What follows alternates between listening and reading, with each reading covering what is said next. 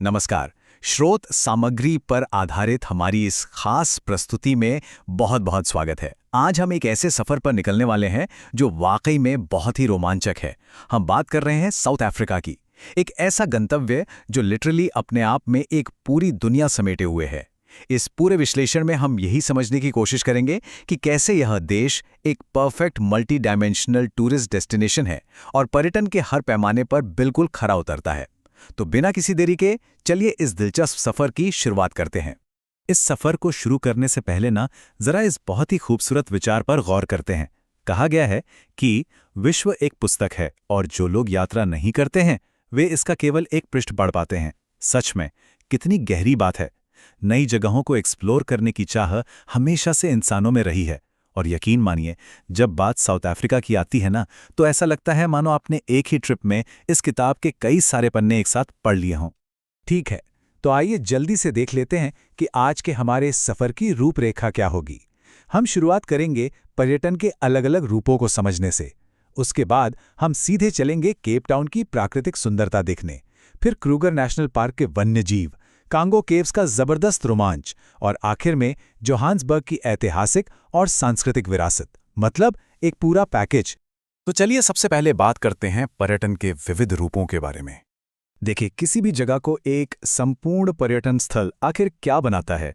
अगर थोड़ी तकनीकी या किताबी भाषा में बात करें तो स्रोत सामग्री हमें पर्यटन के कुछ मेन टाइप्स बताती हैं, जैसे मनोरंजनात्मक, पर्यावरणीय, ऐतिहासिक, सांस्कृतिक, साहसिक यानी एडवेंचर और वन्य जीव पर्यटन। अब ये सिर्फ भारी भरकम शब्द नहीं हैं, बल्कि ये वो पैमाने हैं जिन पर हम आज साउथ अफ्रीका को तौलने वाले हैं। चलिए अब इन किताबी बातों से बाहर निकलते हैं और सीधे चलते हैं केप टाउन की प्राकृतिक सुंदरता के बीच। केप टाउन ये अफ्रीका का सबसे दक्षिणी शहर है। अगर इतिहास के पन्ने पलटे तो ये यूरोप और एशिया के बीच व्यापार का एक बहुत ही अहम पुल रहा है। पर आज इसके सफ़ेद रेतीले खूबसूरत तट और यहाँ की वाइब्रेंट नाइट लाइफ दुनिया भर के पर्यटकों को अपनी तरफ खींचती है। मतलब पुराने इतिहास और आज की इस मॉडर्न चकाचौंध का एक बहुत ही बेहतरीन कॉम्बिनेशन है यहाँ। अगर हम यहाँ के मेन अट्रैक्शंस की बात करें तो आपको नेचर और हिस्ट्री दोनों का कमाल का नज़ारा मिलेगा। टेबल माउंटेन की भव्यता और नेशनल बोटैनिकल गार्डन की वो सुकून देने वाली हरियाली एकदम अद्भुत है। और हाँ, यहाँ के मशहूर वाटरफ्रंट की चहल पहल तो एक अलग ही लेवल की एनर्जी देती है। इसके अलावा रॉबिन आइलैंड और कैसल ऑफ गुड होप जैसी जगहें ऐतिहासिक पर्यटन को बहुत ही मजबूती से दिखाती हैं। और यहाँ एक और बहुत ही दिलचस्प आंकड़ा है, 30। अब सोचेंगे 30 क्या?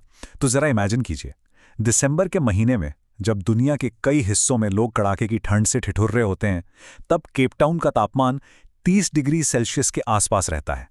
एकदम सुहावना मौसम। सर्दियों से बचने के लिए इससे बढ़िया जगह और क्या हो सकती है। अब खूबसूरत तटों को थोड़ा पीछे छोड़ते हैं और रुख करते हैं देश के सबसे जंगली और रोमांचक हिस्से की तरफ, यानी क्रूगर नेशनल पार्क। असल में वाइल्ड लाइफ टूरिज्म या वन्यजीव पर्यटन है क्या? ये सिर्फ दूर से जानवरों की फोटो खींचना नहीं है। इसका असली मतलब है जंगली जानवरों को बिल्कुल उनके प्राकृतिक आवास में, उनके घर में देखना और प्रकृति के साथ एक गहरा कनेक्शन महसूस करना।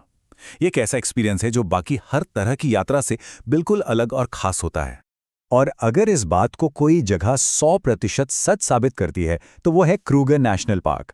उबड़ खाबड़ इलाके, दिल मोह लेने वाली प्राकृतिक सुंदरता और खुले में आज़ादी से घूमते जंगली जानवर। अगर प्रकृति को उसके सबसे रॉ, सबसे कच्चे रूप में एक्सपीरियंस करना है तो यकीन मानिए ये जगह किसी स्वर्ग से कम नहीं है।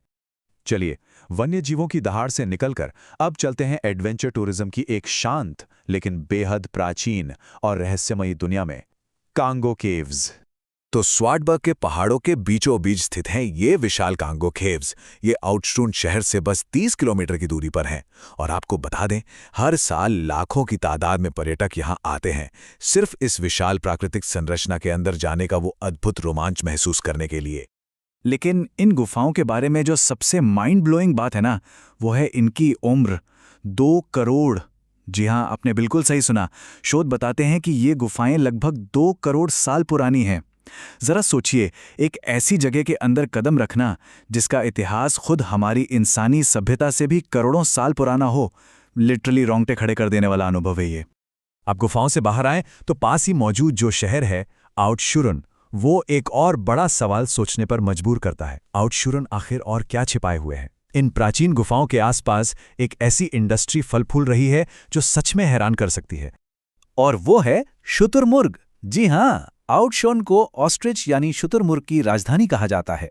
ये जगह सिर्फ शुतुरमुर्ग के मांस के लिए ही नहीं, बल्कि इनके चमड़े के लिए भी पूरी दुनिया में मशहूर है। इसी चमड़े से ग्लोबल फैशन इंडस्ट्री के लिए बेहद महंगे और एग्जॉटिक हैंडबैग्स और जूते बनाए जाते हैं। पर्यटन और एक लोकल इंडस्ट्री का ऐसा अनोखा संगम शायद ही कहीं देखने को मिले।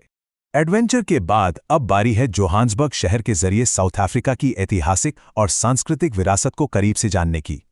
जोहान्सबर्ग शहर को अगर हम देखें तो इसके दो बहुत ही दिलचस्प पहलू नजर आते हैं। एक तरफ इसका वो पुराना हॉलीवुड फिल्मों जैसा चार्म है जो कहीं ना कहीं इसके ऐतिहासिक दर्द को दर्शाता है, और वहीं दूसरी तरफ सैंटन जैसे इलाके हैं जहां आज के मॉडर्न हलचल भरे और चमकते हुए बाजार हैं।